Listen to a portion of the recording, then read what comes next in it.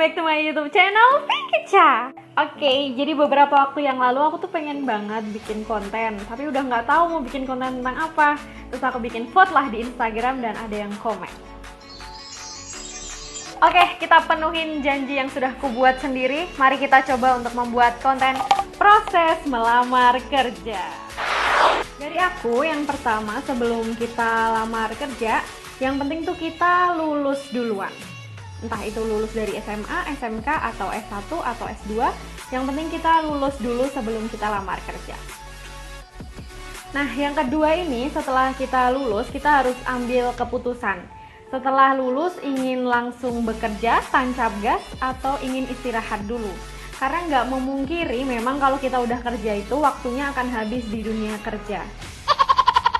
Oke, anggaplah di sini kita memutuskan untuk langsung cari kerja tanpa kasih jeda buat kita istirahat nganggur istilahnya. Nah, hal penting ketika kita melamar pekerjaan adalah karena sekarang situasinya serba online, kita harus buat lamaran kita itu semenarik mungkin di mata rekruter. Hal yang harus diupayakan salah satunya adalah bikin CV atau kurikulum vitae. Usahakan buat CV kamu semenarik mungkin.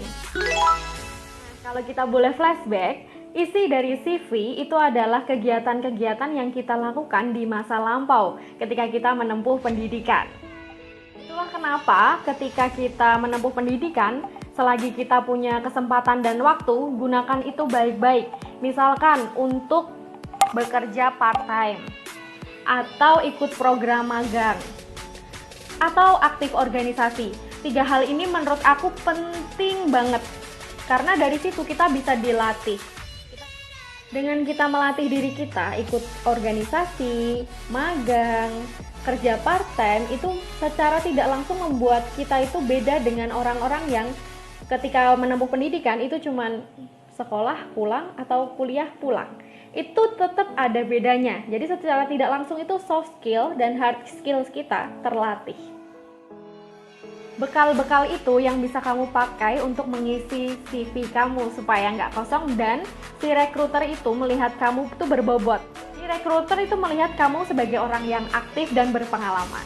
Meskipun kamu nggak punya pengalaman kerja atau fresh graduate. Ketika lihat loker di Instagram isinya yang berpengalaman minimal 1 tahun, jangan pernah minder, coba aja dulu. Jadi prinsip aku selama ini, ketika aku belum coba, maka aku nggak akan pernah tahu hasilnya.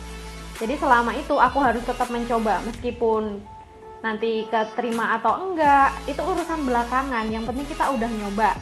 Kita syukur-syukur kita dipanggil sampai interview. Jadi kan kita udah punya pengalaman nih, bagaimana caranya melamar kerja, bagaimana isi pertanyaan dari interview. Misalkan aja kita ngelamar di 20 perusahaan, yang panggil interview ada 10. Kita udah punya pengalaman interview sebanyak 10 kali. Pasti beda dong interview yang pertama dengan yang ke-10. Ketika interview, tolong banget bagi fresh graduate, jangan sombong. Karena kamu yang butuh perusahaan, bukan perusahaan yang butuh kamu. Jadi jangan bikin seolah-olah kamu tuh dibutuhkan oleh perusahaan. Perusahaan bisa dapetin orang lain dengan mudah, yang pastinya bisa lebih baik dari kamu. Makanya itu jangan pernah sombong ketika interview dan tunjukin antusias kamu melamar kerja di tempat itu. Dan juga benefitnya bagi perusahaan ketika ada kamu di situ. Jangan lupa juga buat diimbangin sama doa dan usaha. Karena doa tanpa usaha adalah omong kosong dan usaha tanpa doa adalah sombong. Jadi kita harus tetap doa, kita harus tetap usaha karena ketika meskipun kita memutuskan ya setelah kuliah atau setelah pendidikan kita mau langsung cari kerja, itu kita nggak akan langsung dapat pekerjaan. Ada proses yang harus dilalui dan itu tidak menutup kemungkinan memakan waktu yang tidak sebentar. Ada yang 1 bulan, ada yang 1 tahun, 2 tahun baru dapat pekerjaan. It's okay. Semua ada prosesnya masing-masing. Yang penting kita tetap usaha dan berdoa. Ada 2 tipe pelamar. Yang pertama, dia hanya akan melamar ke loker yang kualifikasinya sesuai dengan dia dan juga pekerjaannya sesuai dengan apa yang dia mau. Yang kedua adalah pelamar yang melamar semua loker, yang penting coba dulu. Nah, kamu mau jadi yang pertama apa yang kedua nih? Kalau saran aku sih kita jadi yang kedua aja deh. Kita coba aja lamar semuanya karena kita masih fresh graduate ya, kita sadar diri. Apalagi di pandemi gini, cari kerja lumayan susah sih. Tapi namanya berkat tidak akan tertukar.